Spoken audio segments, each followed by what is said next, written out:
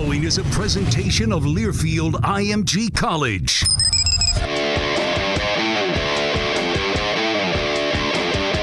From the Georgia Southern Sports Network, powered by Learfield IMG College. Wings up, Eagle Nation! Touchdown, Georgia Southern!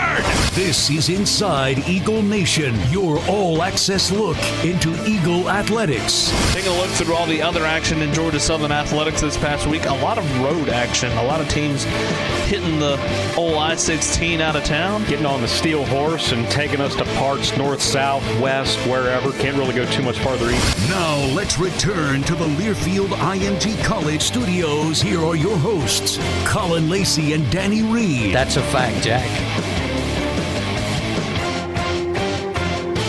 Welcome into another edition of Inside Eagle Nation, episode number 149. We're almost to 150. So close. Colin Lacy alongside the voice of the Eagles, Danny Reed. If you have any questions for us on this week's edition of Inside Eagle Nation, make sure to comment right here on the Facebook live stream or tweet at us at GS Sports Network. A very special guest in the studio with us. Hadn't had a guest in the studio in a couple of weeks, but it's going to be a packed episode. We've got Chad Willis, head coach for Georgia Southern Volleyball, going to be joining us here in the next few minutes. Do have a lot to get to and unpack over the last 24, 48 hours. Yeah. As Kevin Whitley named interim head coach for Georgia Southern football after Chad Lunsford was relieved of his duties yesterday afternoon. But before we get to that, get to talk some Georgia Southern volleyball with head coach Chad Willis. He's brought the hammer, and that was something that I told him before he got here he had to absolutely bring. You want me to put the hammer down, Colin? You did in Louisiana last weekend. Yes. I didn't do anything. Our team did. So I enjoyed the videos. You got ice cream twice, which is always a good thing on the road. We got Raising Cane's instead of Chipotle for the win. So, yeah. I got you. What's your ice cream? Like, what's your go-to ice cream of choice? After the big win, what do you go to? Well, you know, it's funny because I I often use ice cream as a metaphor for our offense. You know, I say I never want to be a vanilla guy. I want to be rainbow sherbet with sprinkles. You know, let's move the ball around and do things. Yet when we get ice cream after a win, I am straight vanilla with either Heath Bar or Snickers. That's it. That's my go-to. So I like it. Yeah. At least that's my shake at cookout. So. All right. Ooh. Did E dress up like Randy Savage on the road too? He did not. Okay. You know, he I think he wanted to go off the top rope on the R2 a couple times during the weekend, but no, we had to hold him back, and he was pretty well behaved. Okay. So. All right, we've seen it on social media, but where did the hammer and all of this come from? Yeah, so you know, we've talked a lot this year just about our bench, you know, the energy and you know, fans coming into Hanner with 17 home matches this year. That we just didn't want it to be about the product on the floor. We wanted it to be about, hey, when people come and watch Georgia Southern volleyball, you know, they get to see the entire side, you know, so staff, bench, people on the court, like it's an energy that you don't just see, you don't hear, but you actually feel. And so we were in a team meeting just talking about some of the different antics and things that I guess you could call them theatrics, that you could see over on the sideline. And somebody talked about, you know, you see the turnover chain and, you know, the football has the guitar and all those type of things. And, you know, we kind of wanted to have our own thing. And so, you know, we talk a lot about in our gym just about chipping away, you know, sort of that pound the stone, get after it mindset. And so somebody was like, well, what about like a sledgehammer? And so I'm thinking, okay, well, one is Nick Skull actually going to let us have a sledgehammer in here? I could see that going a lot of different ways. But so I get back to the office. I'm like, yeah, I'll take care of getting the hammer. I'll get the hammer, whatever. And so I get on Amazon and Google, like, I knew I wanted something, you know, lightweight, like plastic or toy hammer. And the first thing that popped up was Thor's hammer. So I'm like, hey, like this looks like, you know, it's pretty good, and comes in and we threw some stickers on there, and the next thing you know, it's taken off. So yeah, that's the story behind the hammer. That's fantastic. Yeah. And actually what it's supposed to do is, you know, anytime somebody comes off after like a big kill or whatever the case may be, they're supposed to, you know, how, you know, only Thor can pick up the hammer off the ground if you've seen any of the movies. So it's supposed to be like sitting there so that person can then lift it up. But, you know, then it started to realize, okay, if somebody's out there getting, you know, hitting balls and getting a bunch of kills for us, chances are they're probably not coming off the floor. So that just turned into, all right, we're going to leave it there. I grab it before we start the first set and put it in the center of us. And we talk about getting out there in the first 10 points. And putting the hammer down, right? Getting to the other team pretty quickly. All right, how much of a ham are you when you're trying to lift this thing? For people that maybe have never seen it before, like, wow, he lifted that. Yeah, like, I mean, you got to play the part, right? Yeah. So, I mean, I don't look the part, but I can certainly try and play the part. At least that's what my wife tells me, but...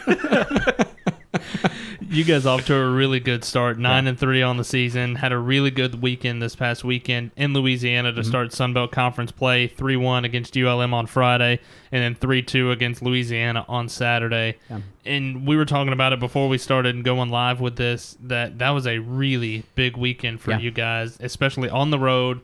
A lot of travel. It's not the easiest trip to get to in Louisiana, but it definitely turned out the way you wanted. Yeah, no, I think we talked about it a lot all weekend and practice and leading up to the weekend.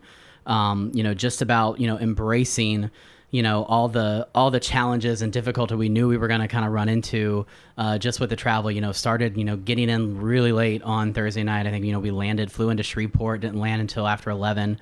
Still had to drive in 4 minivans over to Monroe, which is about an hour and 40 minutes. Turn around, have to get up and practice the next morning to play a match that night. Get into the 4 vans, drive the 3 hours over to Lafayette to turn around and do the same thing on Saturday. And then all culminated with leaving the hotel at 4 a.m. Yesterday morning to catch a flight out of New Orleans to get back to Statesboro. So kind of the message all week in training was, listen, like, everything about this week is it's gonna suck. Like, I mean, for lack of better terms, right? Like, the travel's gonna suck. Where we go to the hotel, it's gonna be awful, and the food's gonna be bad, and the refs are gonna be bad, and the teams we're gonna play in aren't gonna respect us, and the gyms are gonna be bad, and all that, almost like stacking the odds against us, right? Letting our team know that everything about it, was going to be a disadvantage for us, so that all we needed to do as a team is sort of rally together, be one unit, be one mission focus, stay the course, get after it, and try and use a lot of those things to our advantage to hopefully come away. We talk about going into a road weekend. You want to split, right? In our sport, you go into a road weekend. If you can come away one-on-one and then protect home court, sure, you're doing pretty well. So to turn around on Saturday, especially after getting, losing that first set and coming back and doing what we did and capping off the weekend 2-0, it's just, to me, it was more of a, reassuring to our staff and to our team that, listen, the culture that we talk about every single day, the things that we're doing, the process, the investment, the time, the energy, the effort that everybody's putting in. Like, listen, it's paying off. Like, we're seeing the fruits of it, but we're not satisfied. We're not complacent with it. It was a great opening weekend, and right now, we had a day off today, give them a little bit of rest off that long travel, and hopefully now it's back to work on tomorrow to get ready for another big weekend. What does a normal weekend, and we've talked about it before with basketball, doing the Thursday, Saturday, sometimes that lends to some pretty interesting travel last arrangements. Year was the back-to-back days, so right. It was you were almost in the same place. COVID back-to-back, right. You were in the same place, so you didn't have to travel from one to another. You guys are in a interesting situation that I don't think a lot of people realize. You're having to go from, like, this past weekend, Monroe to Louisiana, playing back-to-back days, and you got to figure out how to get there between. How much of a stress is that when you've got to get out there, get to 2 sites, and be back in the span of 3 or 4 days? Sure, yeah. I think first off, I think it's the stress that you allow it to be, right, Colin? Like, so, one thing that we talk about with our team is, listen, that we can't control that. We can't control the schedule, just like I can't control the distance between Monroe, Louisiana, and Lafayette, Louisiana. You got the hammer. Right, exactly. Right? But, the one thing, the things that we can control, right, our attitude towards it, the effort that we put into recovery and getting ready for the quick turnaround. And that's where I'll say, having somebody like Lorianne Tedder on our staff as our athletic trainer, she's done a phenomenal job. Like, we had one of the vans where she had, 4 or 5 players who played in that tough grind out 4-setter on Friday night against Monroe. She had them in her van, Normatec, like, you should have seen them with their legs just hanging over the seats and elbow and arm gear on and leg gear on, just to get them in those, so that she knew they had to, it's going to be a quick turnaround, and we weren't getting to the hotel till after midnight. And, so again, is it a challenge? Sure. But I think it's all in how do you respond to that challenge? How do you embrace it? How do you prepare for it? That allows you to kind of get through it and go. So you've got getting into Sun Belt Conference play, but you had 3 home tournaments this year. It's the most you've ever had. Sure. What was that like, being able to be in front of Hanner Fieldhouse, be at Hanner, play in front of Eagle Nation for 3 home tournaments? Yeah, I mean, it's it's something that we've talked quite a bit about. Like I think in our league, Hanner Fieldhouse is one of the best game day environments in the league. Amen. And I can say that for a lot of sports. You go out to soccer, you go to J.I. Clements, you go over to softball, you go to Paulson. And I think a lot of that just speaks to the passion that is Georgia Southern athletics, like the fan base and the people that come out and support all sports. So, when we knew going into a conference year that we were going to be 9 at home, 7 on the road, and knowing that we were going to, be bringing in a big freshman class and still have what I consider to be a relatively young team, I thought it was going to be really important for us to just get in Hanner as much as possible with 9 conference matches. So that was the thought process. Hey, let's schedule 3 non-conference weekends so that when we hit those 9 home matches in Hanner for Sun Belt play, we should feel pretty good about playing in there. I know it's been a while back, but how important, looking back on it, was it to win a match in the conference tournament? Oh, I think it's one of the big reasons why we were able to do what we did last weekend. And I look back to, and we talked about it, like we talked with the seniors, who sort of, as they were spring of their freshman year when we got hired as a staff, and so they've sort of been with us now as we've sort of implemented this culture and getting things into place. And so I told them after Louisiana, when I said, hey, seniors, I'm like, think about this, back to when we first took over and the things that we were preaching, and we didn't necessarily see the fruits of it, from a performance, from a results standpoint, but you all, you invested yourself, right? That stay the course mentality, right? You stayed the course and you trusted the process. And then you fast forward and we were able to get that big win in Foley last year, right? Which I think was kind of like, 1, the monkey off the back, so to speak. But 2, I think for all the returners, it gave them a little bit of a taste in their mouth of, hey, like, this is what a championship experience is like. And yeah, it was great to go and win a match, but now we want to go and we want to finish on the last day with, wrapping ourselves in a banner and coming back to Statesboro with a trophy, So I think, that sort of has been a catapult, has been a driving force for our returners going back to the offseason and what they were able to do. And then over the summer, because everything that we're doing right now isn't what I'm doing, Taylor's doing, E's doing, or anybody else is doing. Like, this is our team. This culture, like that's exactly what we're built to do. It's the work that they individually put in and the choice they make every single day to want to be the best version of themselves because they want to see this team achieve something that it hasn't done. So, got a question on Facebook Live. Glenn wants to know, the players have a recovery process, but do you? Do I have a recovery process? So I used to say, you take I used to big in the Myers-Briggs, personality test, and if you hadn't guessed by yet, I'm pretty high on the extrovert scale. But I would say, as I've gotten older, having 2 kids have certainly helped this as well. But also head coaching, I'm like, there are times now where I'm like, I want to crawl into my little introvert shell and just sort of decompress. So leave me alone.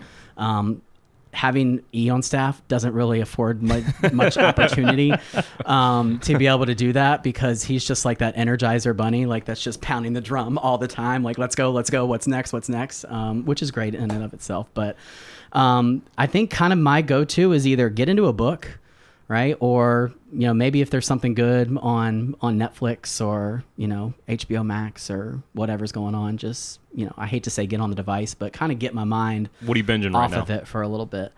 Gosh, what am I binging? What did I watch? Well, Billions, the new season, like the second half of Billions, whatever season they're on, is back on Showtime. So I'm a big fan of that show. Okay. What else am I? I'm a huge like Gordon Ramsay Uncharted, like go to different places and cook food. Like, I'm a foodie. We got the same hair. Yeah.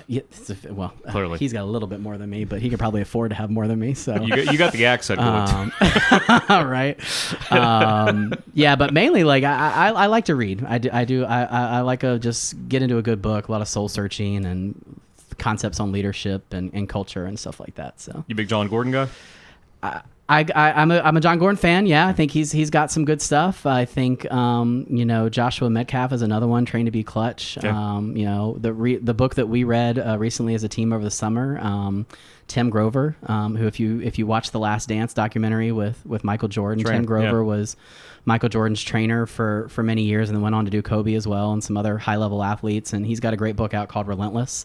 That was our team read over the summer, and every single week we have a quote of the week, and it all comes from Tim Grover's Relentless book. And I just love his mentality about never really being satisfied, and cleaners are always looking for the next one, and it's pretty provocative, but it's a good book. You should check it out if you have a chance. So you've been able to have your staff pretty much stay the same since you got here with Taylor and E. How big is that? And I know your entire staff is close with each other, Right. have known each other for a lot of years, but how important is it to have that kind of camaraderie and chemistry within the staff to have that transfer over to the team? I mean, it's everything. Like you talk about culture, right? And I know everybody uses that word culture, buzzword, right? But to me, we understand. We take we accept the responsibility that as a staff, we're modeling behavior every single day. So when we talk about cornerstones, when we talk about standards, when we talk about habits, winning habits, right? You're never going to get student athletes, right, to invest themselves in those things if you don't have a staff that's modeling them every single day. And so I think in terms of the things that we talk about as a program, the things that we believe in and things that we stand for, I'm very fortunate, feel blessed every single day to do what I do with people that I love, and Taylor and E, and I've said this from the very get-go, they're family, they're a part of my family. I'm very thankful every single day that they come in and they challenge me to be better. They accept being challenged to want our program to be better. And they're just passionate about, pouring into lives of student athletes and doing it with a heart posture of gratitude, but also, hey, we're competitive and we want to win. And, I've always said, I've been very fortunate in this role that I got to hire 2 friends, and it's made a big difference in what I think we've been able to do as a program, because I cherish both of them and the relationships that we have and what they do every single day to work for us. I know I ask you about your cornerstones a lot, but Right. Where did you kind of come up with those and kind of refresh everybody on them? So, we talk about building culture. And so really Cornerstones, what we shared with our team when we first got here is, listen, we're trying to build something here. And when you talk about build construction, right, you're talking about building a house, you've got to have good cornerstones, right? Because if you don't have something that kind of pieces and holds everything together at the corners, then it's all just crumble. It's going to fall. Right. So I came in, I'm like, okay, hey, what are these, these cornerstones, these 4 things that we're going to be about every single day. And so we've got academic integrity. We talk about, your primary responsibility here as a student athlete at Georgia Southern is to get a degree. That's what's ultimately going to equip you and prepare you for life post grad. So, your end goal is get across that stage and get that degree. We have athletic excellence, right? Because clearly we want to win. We're competitive by nature, and it's why we're here. And college athletics is a business, and we all understand that. And there's a lot that goes into that cornerstone in terms of numbers and analytics and what drives all of that, sports performance, and being a 24-hour student athlete, not just being a 3 to 6 player, but being a 6 to 3 person. So those are the 2 areas, like the 2 cornerstones we talk about that everybody else sees, right? Like grades, wins, losses, championships, rings, all those. Those are things, right? And the constant quote I have with our team is the most important things in life aren't things, right? It's people and it's experiences. So the second half, like the other 2 cornerstones, we talk about leadership, right? Leadership development, and then serving others. Those are the 2 most important things, that we do. And I've said from day one, my responsibility, as the head coach of this program, right, is to foster an environment where our student athletes every single day feel like they're getting poured into to ultimately prepare and equip them for life after sport. Right. And if wins and rings and championships and good grades and Rhodes Scholars and President's List and Dean's List, if that's all a part of it, yes, that will enhance the experience. But ultimately, that's not what they're going to lean on 5 or 10 years down the road, when they leave Georgia Southern. It's going to be, the times and the conversations and the situations and the circumstances that ultimately help them become a better leader, become a better person, so that they now can be in the real world and hopefully share, multiply, right, and be that for others. So he's popping on Facebook Live saying of course he is. saying that you do have some relaxing time, that he's not always going. I'm not always. He would know. He shares a hotel room with me, so I don't know. Then we've got another question on Facebook Live. Madison Brown wants to know what the phrase "caught a vibe" means to you. I can't wait to hear this. Yeah, I'm pretty excited on this one. I honestly have no idea. I just know that my team all weekend, I shouldn't say my team, I would say Grace Slater, who's one of our setters, transfer from West Virginia, originally from Ohio. who's a wonderful personality, and keeps us all laughing, which, if you don't have one of those on a team, you need to go get one of those on your team. Frank's ours. Frank, I can understand we that. have Frank. But all weekend, all I kept hearing was catch a vibe or something like that. I can't even do it right, but she would like scream it at the top of her lungs. And so, or caught a vibe or something like that. And so I was joking, like you saw the video going around, like me going in the locker room and them completely. I mean, we're not talking just squirts of water. We're talking, I think if they'd have had a cooler in there, they probably would have just dumped that on me. So they really relished in that opportunity. But as I was doing my tweet to put it out, I was like, oh, I'll just roll with this. And I said, hey, what's that phrase you use, Grace? And she's like, caught a vibe. And I'm like, okay, so that was the tweet, caught a vibe. So that was. Can you please do weekend. that version of the vibe? Caught a vibe or something like that? I don't know. I don't even know if that was right. Madison, is that right? I don't even know. I don't know if she's listening. But It was whether it was or not. yeah, I think we found the new highlight for the intro, but That should be your thing for the rest of the year. Caught a vibe like that. That should be exactly like that. eyebrows and all. Eyebrows and all. Make the net crew do the signs. That's right. Vibe. Yep. So You got a chance to get back into Hanner Fieldhouse this Yeah. week on Friday against Coastal Carolina, first serve at 6 p.m. and then noon on Sunday against Appalachian State. What's it going to mean after we talked about the tough trip to Louisiana? It turned out results-wise the way you wanted, but a long trip. What's it mean to get back into Hanner? yeah, I mean it's what we've talked about, and one thing that we talked frequently, the last couple of weeks with our team is, we're trying to break up conference play into 3 different phases, right? In phase 1, I don't think people realize, but 5 out of our first 8 conference matches are on the road.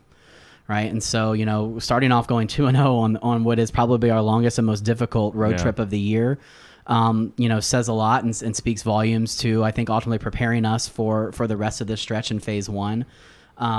But phase 2, the nice part about that is we come back and finish off conference play with 6 out of 8 at home.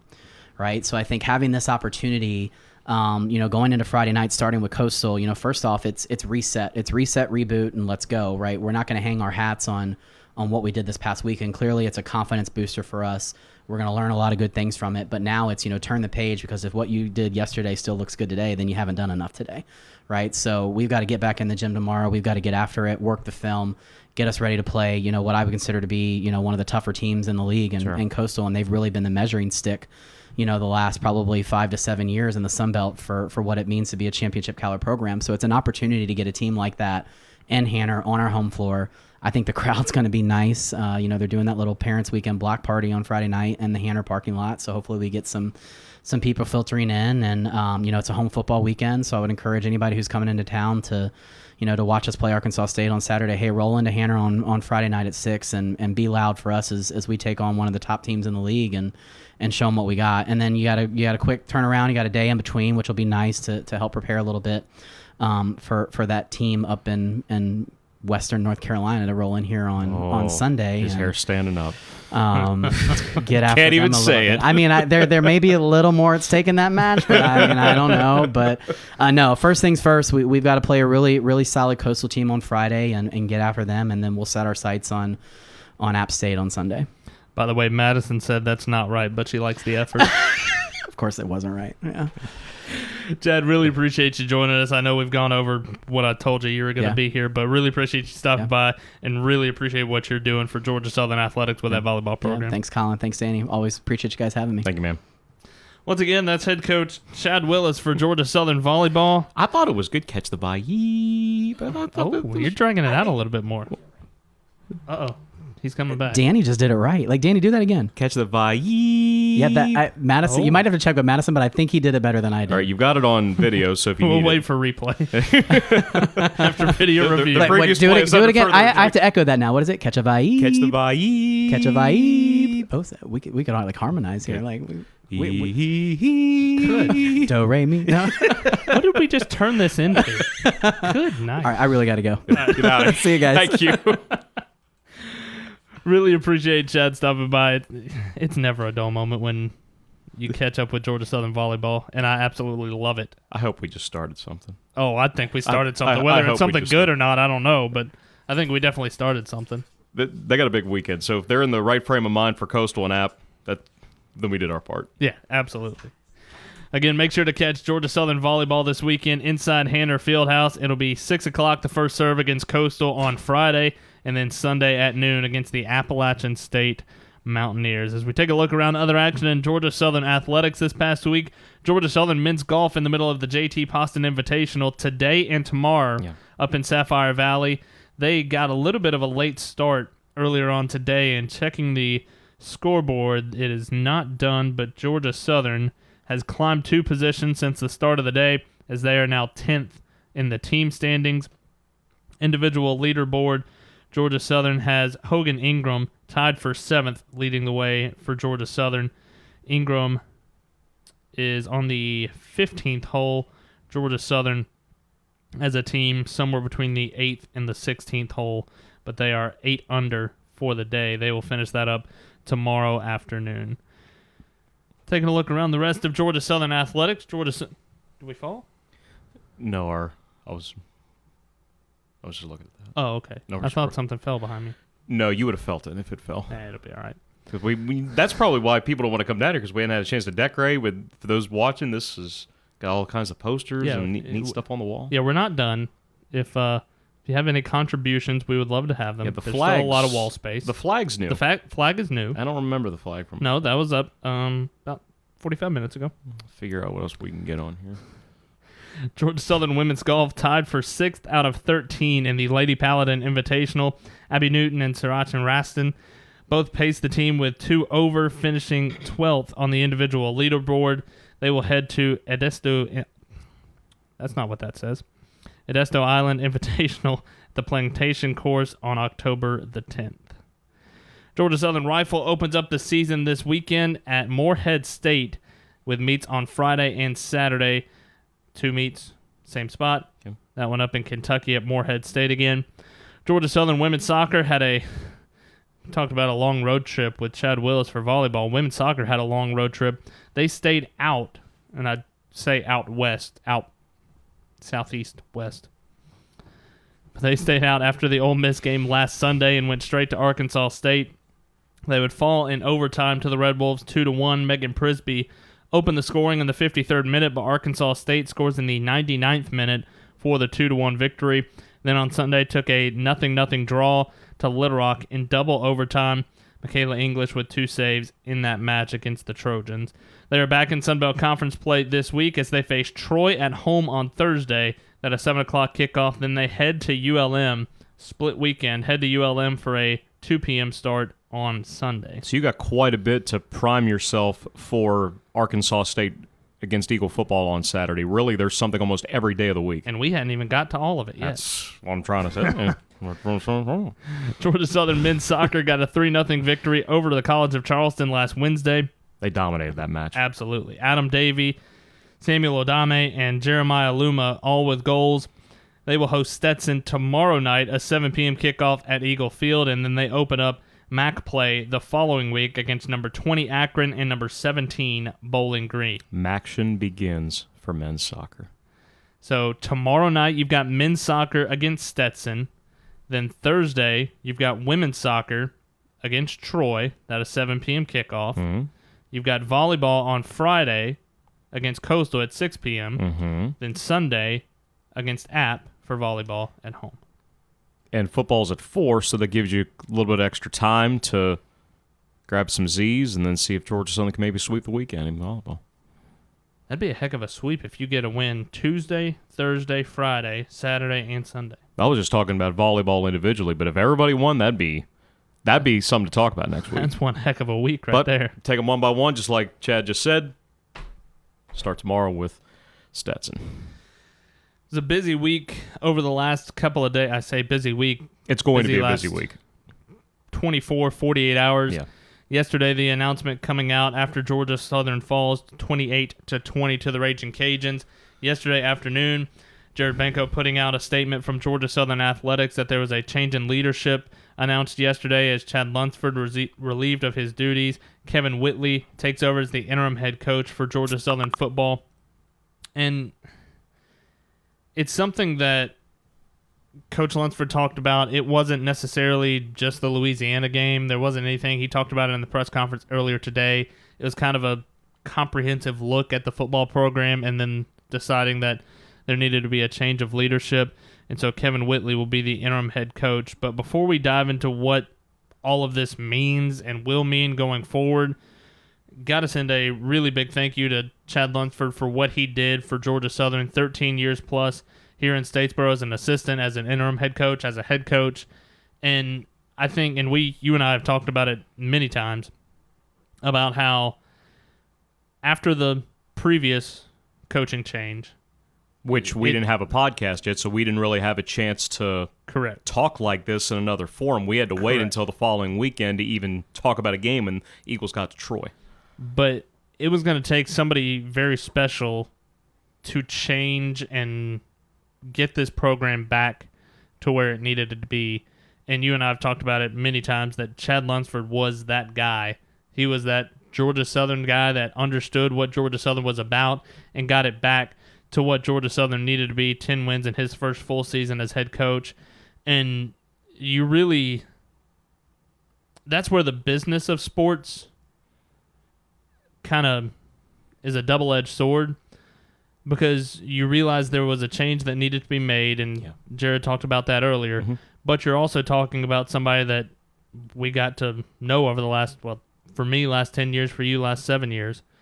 But it's interesting to see the way it is now, but it's not that everything was way off kilter, but definitely a change that needed to be made, and being able to see the gratitude for what Coach Lunsford did in his time here, I think has been pretty special the last couple days. Number one, the amount of sensitivity that needs to be displayed right now for Eagle football, because a father just lost his job, a husband just lost his job, he's got 3 kids at home. So from that standpoint, your heart does break for him, because we do have a personal relationship with him. We had that inside access to visit with him multiple times a week, and even seeing him outside of football season, because there was a lot more than just the 12 or 13 weeks during the fall. You also got more than 100 players over at the FOC that just lost their coach. And there's probably a lot of confusion. There's probably a lot of anxiety. I thought we were done with the uncertainty regarding how we all had to negotiate that with COVID last year, but this is a different kind of adversity, and this is going to involve a different response. How is Georgia Southern going to move forward? The timing and all that, it really doesn't matter, because the move has been done. Because I do think from a business standpoint, I'm going to get to the personal stuff in just a minute, but from a business standpoint, you've got to think about what Georgia Southern has on the horizon, the very near horizon. Construction on the IPF is going to start soon. Construction on the Convocation Center is going to start soon. And depending on what dominoes fall the next few years, Georgia Southern might find itself in the middle of a conference realignment. That doesn't mean that the Eagles may necessarily be changing leagues, but who else could be in the league that Georgia Southern is? And who knows? Because of stuff that's happening now, what is the AAC going to do? How is that going to affect the Mountain West? How is it going to affect the MAC, the Sun Belt? How are all of these parts ultimately going to work together? So from that perspective, this is a move that helps give you the chance to be in the best position possible for all of that. And there's not going to be anything firm for a while. Even Jared said that the hire wouldn't be made until probably the offseason. But the next few months, it's going to be fascinating to watch, to see the direction of not only the football program, but also the athletic department, because that's a lot of major things all at once that are going to have to be figured out, and they're going to come to the surface. From a personal standpoint, Chad is going to go down as one of my favorite people that I've ever worked with. I think that our relationship has been well chronicled over interviews and coaches' shows. I don't know that I've ever had another relationship with a coach like I've had with Chad, and I do cherish the amount of time and how accommodating he was, especially in 2017, when I think it was a lot worse then than it is right now. Not that things aren't not good right now, because with stuff that has happened and stuff that has piled up and stuff that needs to be dealt with, it is on a case-by-case basis. But the depths of where the program was after 0-6 and 17, and that first time we got a chance to speak with him. And I still have so much respect for the way that he handled this, and we've talked about this on podcasts past. He had that corner office as you're going in the left-hand side of the FOC. That main office, that coach's office, cleared out. He would not move as the interim into that main office because he wanted to earn that job. And maybe he was told not to go there. Look, I don't know. But the fact that whether he did or not, he stayed in that office until he knew that he had a chance to be worthy of that office, I had a whole lot of respect for. And we had a lot of time with him in that little office. That was Doug Roos's office last year before they did some rearranging. Now he's got one of the offices towards the back. But to listen to his perspective about how he went from a guy that was never a coordinator to become a head coach for the first time, listening to his relationships with people that he idolized, his mentors, and how he was developing as a coach and how he had to expedite to become a head coach. And then to watch his team crush South Alabama on senior day when the team was 0-9 and probably thinking that 0-12 was going to happen. Going to Louisiana, earning the job that next week, having that press conference, and him not being able to really hug anybody too tight because he had his ribs injured from dropping the elbow on the chair at Cajun Field. And then, my God, 2018, how much fun was 2018? It just seemed like everything was right. The turnover margin, not giving the ball away. Shy was a dream to watch. It was Wesley Fields' senior year. We got introduced to guys like Raymond Johnson. Tyler Bass became a household name after he won the Camellia Bowl with a walk-off field goal. And even with bowl appearances the last 2 years, 15 combined victories, 8 a year ago, with a bowl win in the middle of a pandemic speaks to the stability that still existed when a lot of people didn't know what stability was anymore. But it was just time. If Georgia Southern was going to move forward, they had to move on. And I do hate it for Chad personally because I really enjoyed working with him. But from a standpoint of business, this was something that was probably going to happen. We do wish him the best. I still hope we get a chance to see him at some point. I don't know what his plans are going to be for the next few months as he tries to figure out things family-wise and professionally, but I applaud him for how he was as a man. He is a Georgia Southern man. He's always going to be a Georgia Southern man. Interim head coach Kevin Whitley, and got to catch up with him a little bit around the press conference earlier on this afternoon. And something that I really liked that he talked about, a couple of things actually, was the fact of how much he got what Georgia Southern football is about. Not take away the football field, but everything that Georgia Southern football is supposed to be. And it's not that it's not there. It's just really digging deep into those roots once again. He gets it. He played here. And then you add the coaching experience that he has. Really successful high school head coach. And I think that was something that people on the outside looking in were thinking maybe it was Scott Sloan, maybe it was Doug Roos. But I think there's a lot of stock to be taken in the fact that he has head coaching experience. It's very different from high school to college. He talked about in the press conference, he goes, well, first off, I'd be going to a classroom and not going to a press conference today. But the fact of having high school head coaching experience, really successful high school coaching experience, and for a lot of years of being able to run his own program. And this isn't saying that Kevin Whitley is the head football coach for Georgia Southern going forward. I know what it was the last time around where Chad was the interim and then just elevated to full-time. That's not to say that's what's going to happen now. And Whitley even said, I'm worried about Saturday. If it happens that way, fantastic. But the next thing is really today, then Wednesday, Thursday, Friday, game Saturday, going forward, whatever happens, happens. But put a really big emphasis on traditions, a really big emphasis on what Georgia Southern football is supposed to be and what it will be under his tenure. And I say tenure kind of loosely because the interim and all that nonsense. But it's really good to see that you have somebody running this program now that understands Georgia Southern. He gets it. He's seen it from a couple of different perspectives, and now he is running it under his lead. From a standpoint of nostalgia, you can't help but be fired up like this because it's one of the connections that Eagle Nation still has to Irk Russell because he played for him. He was part of 3 national championship games, won it in 89 when Irk was still here, 15-0. Stowers takes over in 90. And he mentioned this during the press conference as well. They were 1-3 that year. 1990 team was 1-3. They didn't lose again. Won the next 11 games. Hammered Nevada Reno for the national championship. Jim Nance was here, called it for CBS. He met Terry. We've talked about that story a bunch. But what he said during his comments today, and I'm going to paraphrase, when life goes off script, be ready to write your story. I love that. And that place was quiet when he said that. And then he started talking about the Valley song, and everybody was, oh, okay, he's real now. This is really good stuff. But when he said that to the effect of, when life goes off script, be ready to write your story. Well, for a lot of people, Georgia Southern football was off the script. Now, what is really going to be able to change over the next couple of months? Number one, the mentality. Blue-collar, discipline, tough can still be your hallmarks, even though the guy that preached them isn't the guy that's leading the program anymore. Those are native to Georgia Southern. They're not necessarily tied to Chad Lunsford. But Whit played here. He's been an assistant here. He came back in 2019.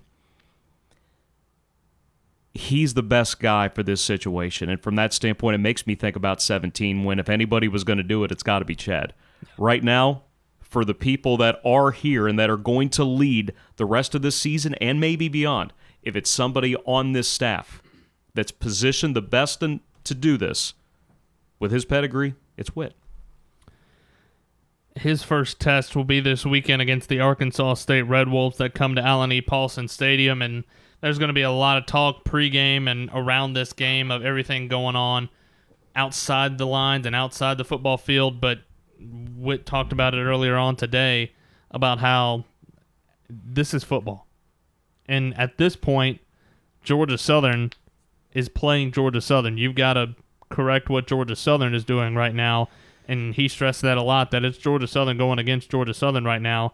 You just happen to be playing Arkansas State, and that's not to say that they're not going to be scouting and scheming against Arkansas State, but it's just putting the emphasis of, if you're Georgia Southern, you got to correct you before you can try to fully attack somebody else. And even we would admit that going back to Louisiana, it may not have been a good performance, but it was a much better performance. Those guys played their hearts out, especially on defense. The numbers got a lot better.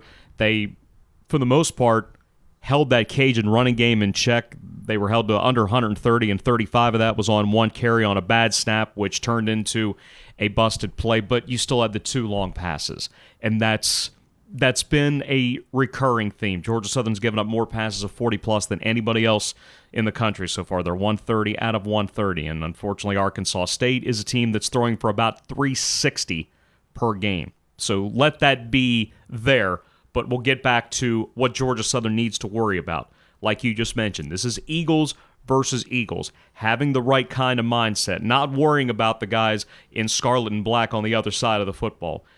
This is all about the guys in blue and white. This is about us. That's what Coach Whitley said. This is about us. What do we need to do as a program and individually? What do we need to do as players to make sure the guy to the right of us and the guy to the left of us, that we're all going in the same direction so we can figure out how to gain some positivity, create momentum, and finish this thing?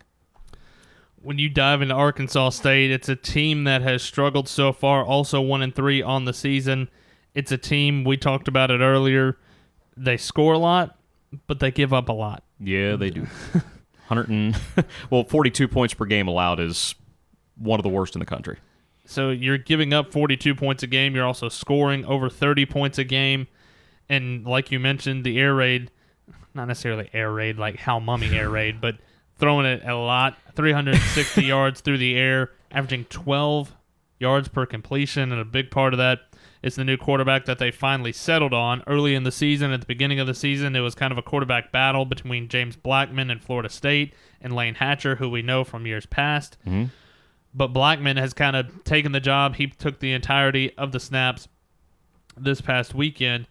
And a guy that his name will sound familiar, and it probably should, transferred in from Florida State and did really well in his Florida State career. Going to be playing in his 38th game, expected to be playing in his 38th game this weekend against Georgia Southern.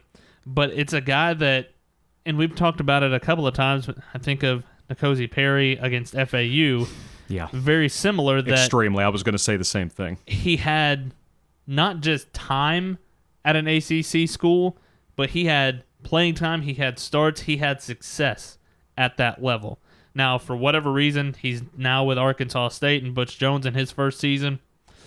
And this is a tall task for Georgia Southern. I mean, there's no two ways to put it, and I think everybody in the FOC would tell you the same thing, that James Blackmon is a tough guy to scout against, and he's got a lot of weapons at his disposal as well. All right, one, we haven't seen Ark State since November of 19. So as bad as they were last year, Georgia Southern didn't see them. No frame of reference. That was Blake Anderson's final year. He has since gone on to Utah State. They're off to a really good start, by the way, and good for him because Blake's a terrific guy. Always enjoy talking with him. But I think back to our talk with Butch Jones in New Orleans in July. He said they wanted to be a power running team. So what are they doing? They're throwing for 360 a game just because that's what they have to work with. Their wide receiving core, it is by far the best in the league. I know the people in Boone, North Carolina would say they've got it, but Corey Rucker, Jeff Foreman, Tavalence Hunt, Dahu Green, they've got weapons galore on offense. You've got basically 4 number 1 receivers that they have to find a way to get involved. When they're taking shots, they're taking a lot of shots. Blackmon threw for 321 against Tulsa. We'll get to their defense in a minute, but you score 34 points, you should be able to win. But they gave up 41, gave up 663 yards, but still. Considering how much Georgia Southern has struggled to stop the pass, and with all of those weapons, getting pressure on Blackmon is of the utmost. And your comparison to Nkosi Perry is one that I was going to make as well. I think Blackmon is a little taller. No, hey, glad you did. Blackman's an inch taller, I think. He has a stronger arm, but he puts the ball in tougher situations because of the stronger arm. I think Perry protected it a little bit better, but Blackmon is more turnover prone. He doesn't handle the ball well when pressured. He fumbled it 3 times when Tulsa got to him. They sacked him 6 times in that victory on Saturday. That's where Georgia Southern's going to have to live because that offensive line has been in flux. They had a transfer from Kentucky that left right at the end of fall camp, so guys have been moving around left and right. It's inconsistent up front, and that has allowed opposing defenses to basically tee off on whoever the quarterback is, even though they have their numbers with 360 passing a game. That's 7th in the country coming into the weekend, but they're giving up a lot of sacks and a lot of tackles for loss. And you talk about kind of the inconsistency as far as the depth chart is concerned. There's a lot of guys that start. There's a lot of guys that play that aren't listed on the depth chart, and that's not trying to hide anything. That's just you've got so many different guys trying to figure out which pieces work and where they work. You've got a couple of guys on defense that have changed positions. You got a couple of guys that can play a couple different positions. But just at the offensive line, you look like a guy like Christian Haas. He wasn't listed on any kind of depth chart, nothing. Yeah. And he started the game against Tulsa this past week. Yeah, Wyatt Lupke was the backup right tackle. He ends up getting the start, did give up a couple of sacks, but they just don't have 5 that they can say, we're going with this 5. That's what Georgia Southern does have. They've got 5. Arkansas State is still names out of a hat. Okay, you there. Will this work for 60 minutes so we can figure out how to win? And this is a team that, to me, and we'll get to the defense in a little bit, but this applies to the defense maybe more than the offense. The offense has proven guys. The defense has a lot of talent, but not necessarily proven talent. And it's a matter of which pieces fit where. When they find which pieces fit where, this is going to be a really dangerous team. It's just a matter of when that clicks, and you hope it's not Saturday. It'd be nice. With their defense, they play a 4 down front, and they had been a 3-man for a couple of years. Remember, when we were there in 19, they had to change their defense because they had so many injuries. They had gone to a 3-2-6 because they just had no depth up front. Well, now they've remade it. Rob Harley is in his first year as D coordinator. He was Pat Narduzzi's linebackers coach at Pitt, and they led the country in sacks last year. They've gone 4 down most of the time. They will go wide ends on 3rd and long with a 3-man front or the odd front, as you hear Coach Sloan talk about. But that defensive line entirely transfers. Kavon Bennett, one defensive end, the Tennessee transfer who played for Butch Jones. He's got 8 tackles for loss already. I think he's a given to be an all-conference guy. I think he's that good, and he's only 4 games in. On the other side, the North Texas transfer, Joe Azugu, he had 3.5 tackles for loss against Tulsa. Don't be surprised if you don't see him on an all-conference team. And then the other 7, you can say they play with 3 linebackers. I think it's 7 defensive backs because those linebackers are small. It's like they have a bunch of safeties in the back 7 of the defense, to me. Yeah, and you look at a couple of those guys. Cam Jeffrey, the backup linebacker, he came in as a safety, and so it's 6, one half dozen the other. What do you want to call them on a depth chart? And the true secondary, they cross-train them. So guys like Jarius Romanek, he plays corner and safety. He started at safety, even though he was listed as the number 1 corner going into the weekend. Leon Jones plays both. You've got E.J. Alexander, Antonio Fletcher, who have cross-trained. The Boston College transfer, Denzel Blackwell, was a starter earlier this year, but was part of Arkansas State's porous defense, so he's not seeing as many reps. Sammy Johnson has gone back and forth between safety and corner. So the 8 that primarily play in the secondary, they can play both positions. So from our standpoint, where we have them listed doesn't really matter. It's just that they're going to be on the field, because we might look at Romanek as a safety. He'll go to corner. Johnson may be a corner, and he'll go and play safety. As long as they're there. Oh, they're there. They're there. You go point, and they go, oh, there. Okay. Right there. Right there. But again, this is Terry's pointer. It's in the box over there. But again, it's a defense giving up 42 points a game. Rushing wise, haven't really faced a whole lot of rushing teams. They're giving up almost 570 yards a game, 203 of that on the ground, 366 through the air. And this will be really the first test for their run defense. And you can say everybody's 50-50 nowadays and throw all that out. No, this will be really the first true test as far as what their run defense looks like.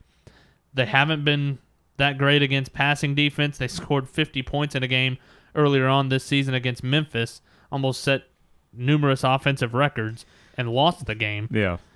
It's not often that you score 50 and lose the game, but they did it. They did it. Yes, they did. But it's a defense, again, and I know this sounds so cliche to say and whatnot, but when this much talent is on the field, once they find the right niches that they all need to be in, it's going to be really good. It's just a matter of when that finds its groove and when it clicks. They don't have 11 guys doing one thing. It looks like they've got 11 guys doing 11 things, because with all that talent, with guys like Bennett and Azugu, they would start almost anywhere in the league. They are that good coming off the edge. But where they've had issues stopping the run against teams that may not necessarily be power run scheme teams, they've gotten poor run fits in the secondary, and they have really not tackled well. That Tulsa game, they missed, I think, 30 tackles. Oh, my. And they just kept getting gashed. It was big play after big play, where if somebody can make a stop near the line of scrimmage, they're not giving up third down conversions, they're not giving up the chunk plays, they're not giving up 663 yards of total offense. They led 14-7 in the second quarter. And we haven't even talked about their special teams yet. We'll get to that because they're really good on special teams. Yeah. But if they could have gotten just a couple of stops, even though they did not play well, they would have beaten Tulsa. But Tulsa got their first win. Arkansas State only has one win against an FCS team in Central Arkansas. Georgia Southern only has one win against an FCS team in Gardner-Webb. So both are riding those 3-game losing streaks coming into this. Don't really usually cover the opponent's special teams, but this is one that I think you need to. Yeah, I got to this week. On the kicking side, you've got Blake Grupe. You've heard his name a lot. 52 career field goals made. That's third in Arkansas State history. This year, he's 8 of 10 with 13 of 14 point afters. Made a 50-yarder against Tulsa this past week. A really strong and accurate leg for Arkansas State. On the punting side, you've got Ryan Hansen, the transfer in from Houston. The redshirt freshman, he's a guy that can really boom it. 26 punts on the year, averaging almost 43 yards per punt. And he's got 4 over 50, 13 inside the 20. And then on the kickoff side, you've got Tristan Matson, the redshirt freshman. 15 of his 24 kickoffs have been touchbacks, averaging about 63 yards per kickoff. And his kickoffs have to be touchbacks because if they're returnable, Arkansas State is bottom 30 in the country in kickoff return yardage allowed, so it's even more important for him to find the end zone with his kickoffs. Groupie, that 50-yarder he made against Tulsa last weekend, that was the longest of his career, and he's made a lot of kicks for the Red Wolves. In their return game, they had a kickoff return and a punt return touchdown against the Golden Hurricane. It's only the second time it's ever happened for a Sun Belt team. The Cajuns did it in the opener last year against Iowa State. think for Arkansas State, they hadn't done it in 21 years. But Alan Lamar, who's one of their rotating running backs, he returns kicks. He had a 93-yard run back transfer from Yale. Don't get a whole lot of Yale transfers in the Sun Belt. And from a punt return standpoint, you got Johnny Lang, another guy that rotates in as a running back, alongside Lincoln Perry and alongside Marcel Murray. And if Marcel Murray could stay healthy, I think he's one of the best backs in the league, but he's been hurt for the last 3 years. But for Johnny Lang, he had a 63-yard punt return. That was the first touchdown for Ark State after they backed Tulsa up on one of those punts by Hansen. He had 3 of those inside the 15.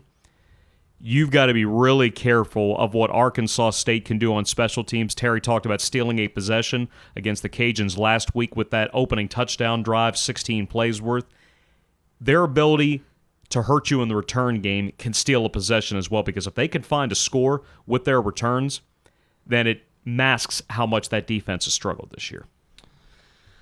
It'll be a 4 o'clock kickoff from Allen E. Paulson Stadium this weekend. We'll be on the air with the Cutwater Tailgate Show starting at 2 o'clock from the back of the tailgate lot. See, last week it was me knocking my mic. This week, well, I wanted a headbutt, but I don't know if you're supposed to headbutt like this. I forgot. Forgot how to headbutt? But a lot going on in Georgia Southern athletics this week. Tomorrow night over at the soccer field. Thursday, soccer. Friday and Sunday, volleyball. A lot to get to this week in Georgia Southern athletics. Make sure to come out and support everybody all across the athletic department. And football this weekend, it is Ag Day, presented by Case IH Tidewater.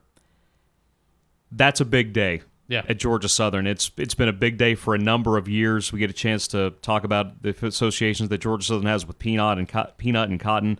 That's been a really big promotion across all of Georgia Southern athletics for a number of years.